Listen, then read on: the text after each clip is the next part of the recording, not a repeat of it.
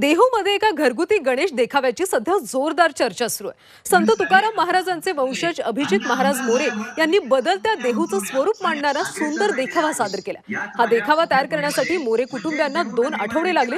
आधी देहूत नागरी समस्यांना तोंड द्यावं लागत होतं, आता मात्र झालेला बदल अशा दोन्ही बाजू या देखाव्यातून मांडण्यात आल्यात।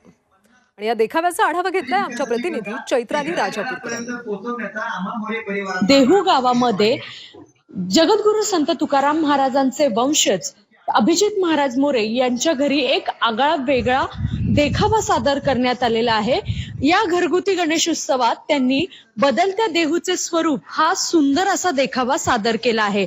2022 साली देहू ग्रामपंचायतीचं रूपांतर नगरपंचायतीमध्ये झालं आणि नागरिकांना आवश्यक असलेल्या मूलभूत सुविधांचा अवघ्या 2 वर्षात कसा कायापालट झाला याचं सादरीकरण या देखाव्यामध्ये करण्यात आलेलं आहे। पूर्वीच्या देहूमध्ये कशा पद्धतीने विहिरीवरून बायका पाणी आणत होत्या, त्याचप्रमाणे रस्ते कसे कच्चे होते हे दाखवण्यात आलंय।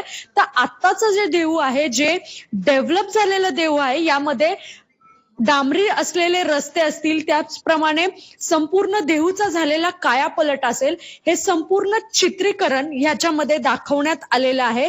शहरातील मुख्य आणि अंतर्गत रस्ते, पाणी व्यवस्था, अग्निशामक वाहन, कचरा वाहतुकीसाठी गाडी अशा विविध सुविधा या आत्ताच्या देहूमध्ये दाखवण्यात आलेला आहे। देहू पंचक्रोशीमधील अनेक नागरिक हा देखावा पाहण्यासाठी गर्दी करू लागलेले आहेत। चैत्राली राजापूरकर, झी मीडिया, देहू।